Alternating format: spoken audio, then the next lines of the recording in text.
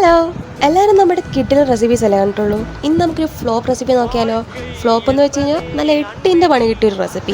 അപ്പോൾ റെസിപ്പി എന്താണെന്ന് വെച്ച് കഴിഞ്ഞാൽ ആദ്യം കുറച്ച് ബ്രെഡ് എടുത്ത് അതിലേക്ക് കുറച്ച് പാൽപ്പൊടിയും കൂടെ ആഡ് ചെയ്ത് ഒന്ന് മിക്സിയിലിട്ട് ജസ്റ്റ് ക്രഷ് ചെയ്തെടുക്കുക.